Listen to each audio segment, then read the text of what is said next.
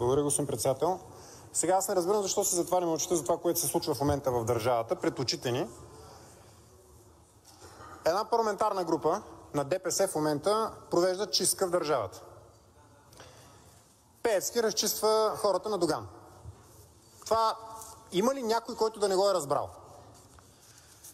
Има ли някой, който да не го е видял? Включително днес изключения Рамадан Аталай обяснява за невероятен сблъсък и разцепление в момента втората политическа сила в държавата. Би било редно в такъв случай, най-малкото което е, този човек, който си подава оставката, да дойде и да обясни какви са мотивите. Това е квота на ДПС.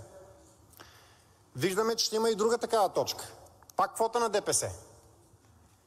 Ние тук в какво сме се превърнали? В натискача на копчета, които да одобряват разчистването на терена от страна на Пеевски. Държавата се е превърнала в една арена, в която две мафиотски крила са се хванали гуша за гуша, останалите трябва да седим да гледаме. Господин Костадинов прави официално бележка да се придържате към точката от дневния ред и да не употребявате обидни квалификации. Господин Цонев, не ме прекъсвайте, ако обичате. Не ще ви прекъсвам, не, няма да ме прекъсвате, господин Цонев. Защото по правилник няма да ме прекъсвате, говоря точно за да ви точката. когато... Не ме прекъсвайте, господин Цонев. Изцяло по точката говоря. Прекъсвам, защото не говорите по точката и употребявате неприличен език. Сега, през цялото време говоря по точката. През цялото време говоря за човека, който в момента би трябвало да е тук и да даде обяснение. Какви са мотивите? Как така изведнъж? При условие, че днес имахме председателски съвет и никой не поиска от вашата парламентарна група, господин Цонев, защото явно ще трябва да водим дебат с вас. Ако искате да се изкажете, сте тук и тук говорете от тая трибуна, тук ви е място.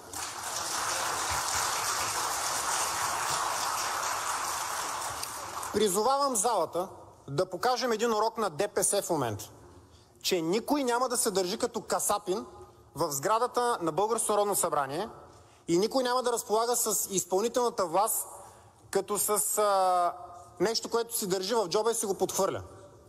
Призовавам ви да проявите принципно поведение и да не подкрепите тази очевидно изнасилена оставка.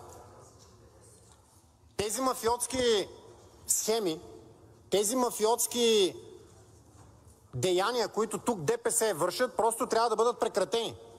Защото ние знаем, че в такива случаи в тази политическа формация понякога се стига дори до убийство.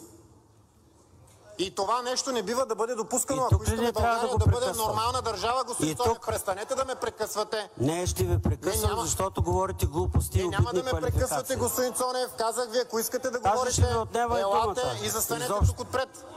Вижте си правилника, господин Костадинов, ще видите на какво основание ви прекъсвам.